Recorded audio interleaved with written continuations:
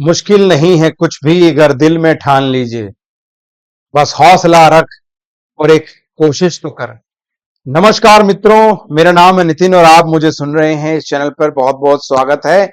और आज जिस टॉपिक पे मैं आपके सामने आया हूं वो थोड़ा डिफरेंट है। डिफरेंट इसीलिए क्योंकि ये एक मूवी रिव्यू है। अभी लेटेस्ट एक मूवी रिलीज हुई, कल की। जी हाँ, द कल की।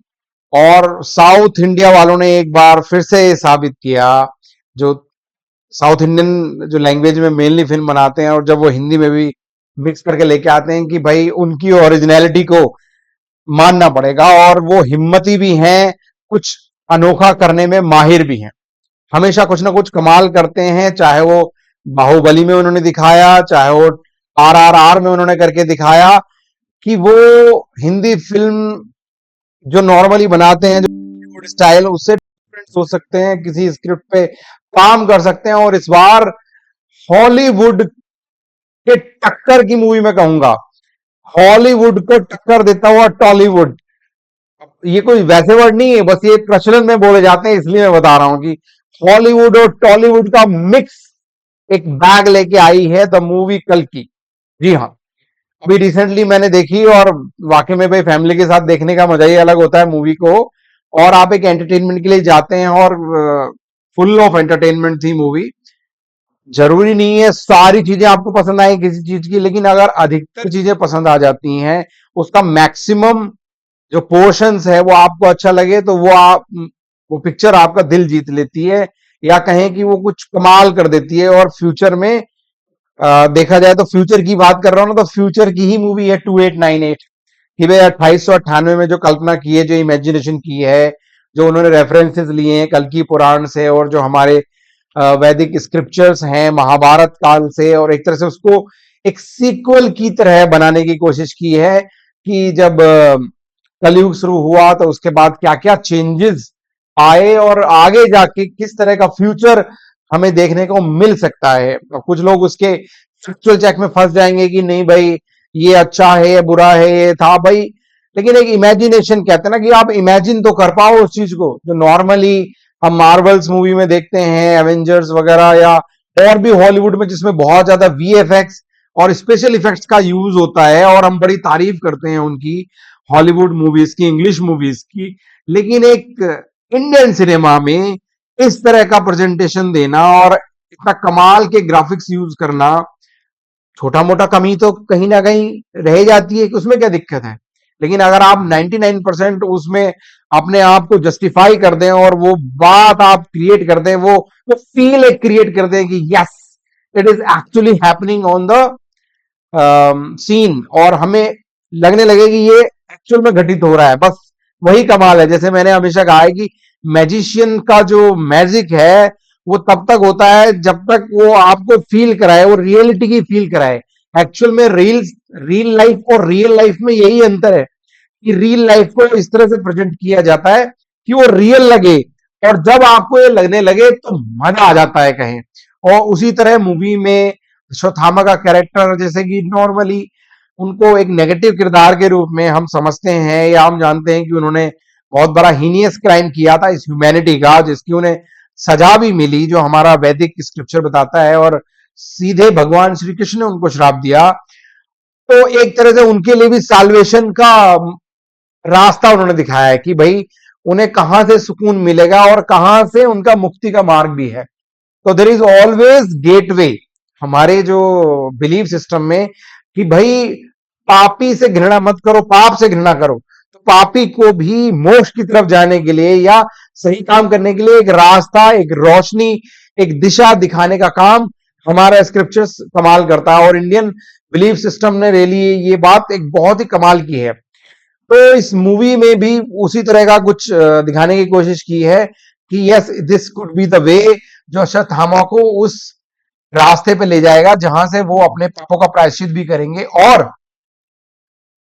आगे, अब सारी मूवी तो मैं आपको नहीं बता सकता, क्योंकि मजा खराब हो जाएगा अगर देखा जाए तो। भाई अगर मैं यही सारी स्टोरीज आपको लिटरली और पूरा वर्ड टू वर्ड बता दूं, तो फिर मूवी पे जो बताते हैं शायद 600 करोड़, जी हाँ, 600 करोड़ रुपए खर्च किए गए। तो वो उसका मजा तो मल्टीप्लेक्स में और 3D सिनेमा में देखने का है, जो ग्राफिक्स 3D में यूज किए गए हैं उनको जब आप 3D वर्जन में देखते हैं तो वो समझ में आता है कि यस भाई ये कमाल की चीजें जो दिखाने की कोशिश की है वो वर्थ है।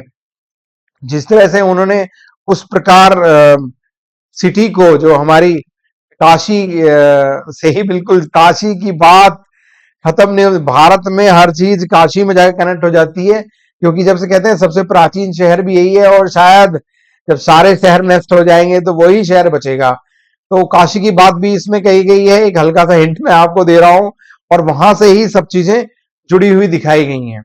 तो उन्होंने ग्राफिक्स में तो कमाल किया ही किया, डायलॉग डिलीवरी में भी उन्होंने कमाल किया है कि जिस तरह से भाई जो बड़े कैरेक्टर्स को हमें रिप्रेजेंट किया जाता है तो आपको डायलॉग का स्तर भी थोड़ा आपको चुनना पड़ता है। जैसे इससे मुझे एक बात याद आती है, जब महाभारत सीरियल का डायलॉग्स लिखे जा रहे थे और जब बी आर चोपड़ा जी इसको जो डायरेक्ट कर रहे थे, जो हम लोगों ने देखी, तो उसमें मासूम रजा जी जिसे लिखवाया गया था ये सारे डायलॉग्स, तो वो कुछ दिनों के लिए टोटल प्योर वेजिटेरियन हो गए थे और मतलब देखा जाए तो वो अलग तरह से उसको लिखना चाहते थे। तो फिर उनसे जब पूछा गया कि जब आप डायलॉग लिख रहे थे तो क्या फील आया, क्योंकि उन्होंने यही बताया था कि जब उन्होंने उसके डायलॉग लिख रहे थे तो क्योंकि ये डिवाइन लोग रहे हैं, ये एक देव तुल्य है, आम इंसान तो थे नहीं, तो उनके डायलॉग डिलीवरी जो होगी, उनकी जो बातें होंगी वो कुछ अलग स्तर पे रहनी चाहिए। तो ये एक किसी स्क्रिप्ट राइटर या क्या कहूंगा कि डायलॉग राइटर की ये समझ कि ये यहाँ पे लिखे जाएंगे, आपका थॉट प्रोसेस चेंज होकर लिखना पड़ेगा, अपने आप को बहुत एलिवेट करना पड़ेगा वो लिखने के लिए। तो उसी तरह से जैसे कि फिजिकल बनावट की भी बहुत बात ध्यान रखी गई है इसमें कि जब महाभारत काल में द्वापर युग में जो लोगों की जो बॉडी फिजिक थी उसकी हाइट क्या रही होगी और आज के रेफरेंस में जब हम देखेंगे तो वो किस तरह के नजर आएंगे, तो ये बात बहुत कमाल की है जो उसमें दिखाने की कोशिश की है।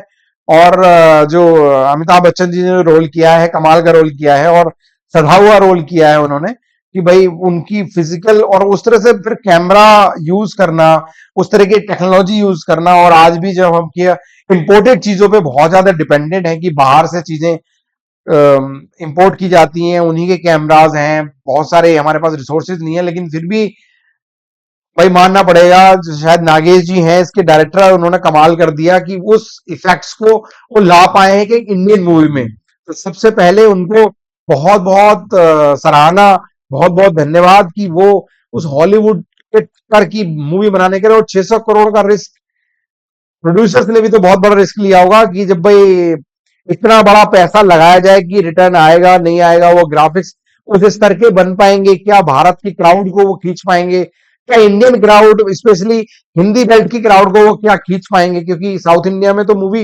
लगातार बनती रहती है और उनका फैन फॉलोइंग थोड़ा अलग तरह का है। लेकिन जब हम यहाँ पे देखते हैं तो इंडिया मतलब स्पेशली हिंदी बेल्ट में मैं कहूं तो यहाँ एकदम मसाला मूवी या रोमांटिक उस तरह की चीजें ज्यादा पसंद की जाती हैं।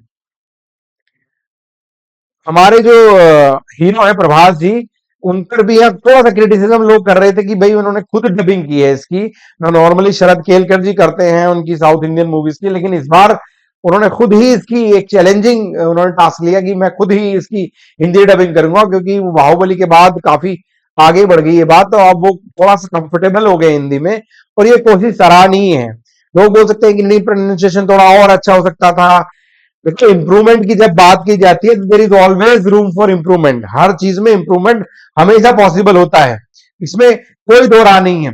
लेकिन आप ये समझिए कि जो साउथ इंडियन हीरो है उसने कितनी मतलब कोशिश की और बड़े अच्छे से उसको निभाया है रोल को, और वो स्पेशल इफेक्ट्स में फिर एक तरह से आप थोड़ा सा हंसाना भी तो है लोगों को, थोड़ा कॉमेडी भी दो, थोड़ा सा हल्का फुल्का भी रखना, नहीं तो मूवी एक ही तरह की भारी ना हो जाए। हालांकि फर्स्ट हाफ में थोड़ी सी मूवी स्लो नजर आती है, स्टोरी धीरे धीरे बिल्डअप होती है और उसके बाद लेकिन सेकंड हाफ में जो स्पीड पकड़ती है मूवी और अपने डायरेक्शन की तरफ, अपने लक्ष्य की तरफ जो भी उसने डिसाइड किया था डायरेक्टर, उसको उसके साथ एक तरह से कहें कि जस्टिफिकेशन कर पाते हैं और उसको सही अंजाम तक, लास्ट में जो क्लाइमेक्स में ट्विस्ट भी है, कमाल का ट्विस्ट, वो वहां तक उसको पहुंचा पाते हैं, वो एक अपने लक्ष्य को पहुंच पाते हैं।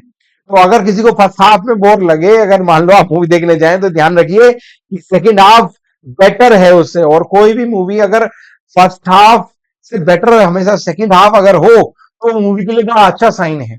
और जिस तरह का रेस्पॉन्स मिल रहा है मूवी को, जिस तरह से लोग जा रहे हैं, समझने की कोशिश कर रहे हैं, क्योंकि हमारे माइथोलॉजी और टेक्नोलॉजी को जिस तरह से मिक्स ब्लेंड जब होता है, तो लोगों को काफी पसंद किया जाता है।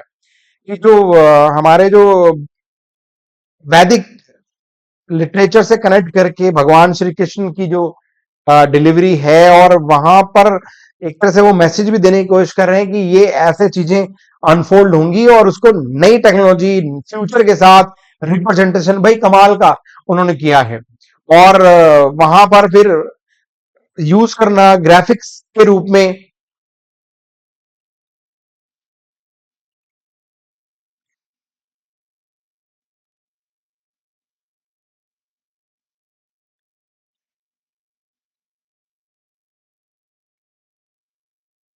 कोई टेक्निकल कमी की वजह से कैसे वीडियो रुक सकती है, ये अभी हमने देखा। तो आप ये समझ लीजिए कि टेक्नोलॉजी की कितनी ज्यादा हमारे जीवन में रोल है आजकल।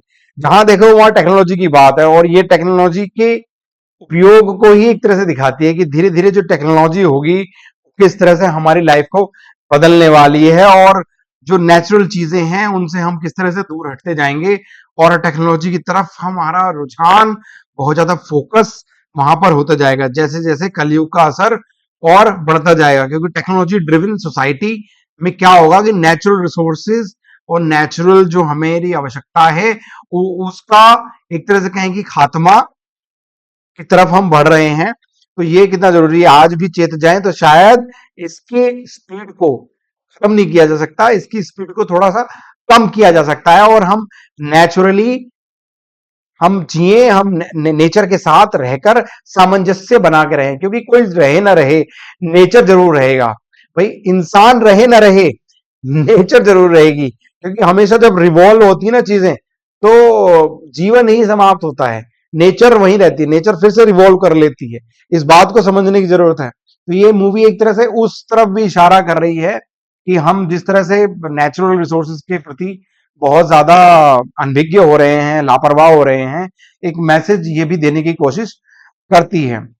कमल हसन, छोटा रोल लेकिन बहुत इफेक्टिव रोल, क्योंकि बताते हैं कि उनका आगे जो सीरीज आएंगी इसमें, उसमें रोल और ज्यादा बड़ा बन जाएगा, क्योंकि मेन विलन तो आखिरकार कमल हसन जी ही साबित होंगे। चलो अब जैसे कहें कि अब मैं क्या बताऊं, बताते बताते कुछ बातें तो मुंह से निकल ही जाएंगी। आप ये समझें कि भाई छोटा सा रोल किया लेकिन बहुत इफेक्टिव है, और उसमें जो जिस तरह से उनको सिंबलाइज किया गया है, जिस तरह से प्रतीकात्मक रूप से जिस तरह से उनको दिखाने की कोशिश की है, वो कमाल की चीज है। तो वो एक देखने लायक चीज है, आप देखेंगे वो। क्योंकि जब आप मूवी में और 3D में जाके देखेंगे, तभी आपको पता चलेगा कि क्या मैं इस फिल्म को प्रमोट कर रहा हूँ, कह सकते हैं प्रमोट कर रहा हूँ, क्या मुझे कहीं से कुछ पैसा थोड़ी मिला है इस बात के लिए। भाई लेकिन जैसे कहते हैं कि अगर बुराई बहुत तेजी से लोगों में फैलाई जाती है, तो अच्छाई को भी फैलाना चाहिए। जब अच्छी बात, कोई अच्छा एंजॉयमेंट और अच्छा एंटरटेनमेंट, अच्छी चीज आप कोई देख के आए, तो आपको वो जरूर शेयर करनी चाहिए। शायद मेरी पहली वीडियो होगी इस तरह से की मूवी रिव्यू के ऊपर की। बहुत बढ़िया डायरेक्शन, बहुत बढ़िया वीएफएक्स, और बहुत बढ़िया रोल्स उसमें किए हैं। कुछ लोगों का स्तर औसत लेवल का हो सकता है, खराब किसी का भी नहीं है, मैं कहूंगा खराब किसी का नहीं है। कुछ एक्ट्रेस का इस तरह हो सकता है कि थोड़ा लगा हो कि क्योंकि उनको रोल ही उतना दिया गया होगा, जितना रोल दिया होगा उसके साथ उन्होंने जस्टिफाई किया है। जैसे दीपिका पादुकोण का रोल एक उन्होंने एवरेज रोल दिया गया, लेकिन जितना रोल दिया गया उन्होंने उसको निभाया है। क्योंकि मेन कंट्रोलर तो डायरेक्टर होता है, और उसे पता होती है कि किस किस को कितना रोल देना है, कैसे उसको वो मैसेज जो भी कन्वे करना चाहते हो, या जो मेन मूवी का थीम है वो डिलीवर कर पाए, वो जनता तक पहुंचा पाए। और शायद वो सार्थक हुए हैं उसमें पहुंचाने में। और एंडिंग तो मैं बता रहा हूं कमाल की है, जो क्लाइमैक्स में ट्विस्ट भी दे दिया गया, जो शायद शायद जिसने मूवी नहीं देखी है उसको समझ में नहीं आएगा कि ये ट्विस्ट भी इसके अंदर हो सकता है। वो बहुत कमाल का ट्विस्ट है।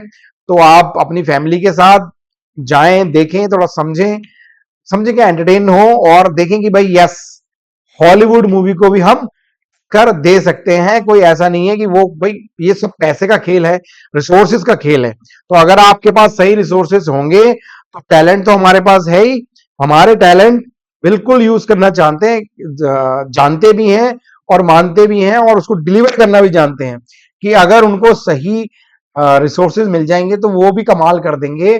जो हमें लगता है कि बड़े बड़े देशों में जो मूवीज बन रही हैं, बल्कि पैसे वाले देश में मैं कहूंगा, तो उसके टक्कर का सिनेमा भी हमारा देश बना सकता है। और साउथ इंडियन में तो रियली कमाल कर दिया इसने, मतलब मूवी में अगर देखा जाए तो मैं खुद एक्सपेक्ट नहीं कर रहा था कि इस तरह का वीएफएक्स हमारे जो डायरेक्टर्स हैं, हमारी जो फिल्म इंडस्ट्रीज हैं इंडिया की, वो इस लेवल का वीएफएक्स दे सकते हैं। तो उसके इफेक्ट्स के लिए जरूर जाइए। और एक सटल जो छिपे हुए जो धीरे से मैसेज हमारी माइथोलॉजी के साथ भी, हमारे स्क्रिप्चर्स के साथ भी, बल्कि माइथोलॉजी कहना गलत हो जाएगा, आजकल लोग इस पे भड़क सकते हैं, तो ये कहें कि हमारे जो डीप संस्कार हैं, जो हमारी एंशियंट हिस्ट्री है, जो हमारी पहचान है, उसके साथ जोड़ते हुए, हमारे जो फेथ है, आस्था है, उसके साथ जोड़ते हुए इस मैसेज को डिलीवर करने की कोशिश की गई है। बहुत बढ़िया, बहुत बढ़िया कमाल किया है डायरेक्टर साहब ने द कल की मूवी में। तो आप जाइए, मूवी को देखिए और आनंद उठाइए इसका। आपको अगर और मूवीज इस तरह के वीडियो अगर पसंद हैं और आप चाहें किसी भी और टॉपिक पर कि मैं वीडियो बनाऊं और आपको कुछ एंटरटेन कर पाऊं, तो प्लीज कमेंट बॉक्स में जरूर लिखिएगा। आपको अच्छा लगे, बुरा लगे, जैसा भी है, फीडबैक, क्योंकि फीडबैक मैकेनिज्म बहुत जरूरी होता है। जब हमें फीडबैक मिलता है तो हम उस कोर्स करेक्शन करते हैं और उसमें इंप्रूवमेंट लाते हैं। तो जरूर कमेंट बॉक्स में लिखिए कि आपको और क्या चीजें पसंद हैं और क्या चीजों के बारे में आप जानकारी चाहते हैं, पॉलिटिकल या फिल्म इंडस्ट्री या स्पोर्ट्स रिलेटेड, जैसे कि आजकल अभी इवेंट हुआ है। तो ऐसे ही वीडियोस को देखने के लिए, सुनने के लिए बहुत बहुत धन्यवाद। और लाइक करें, सब्सक्राइब करें। नमस्कार।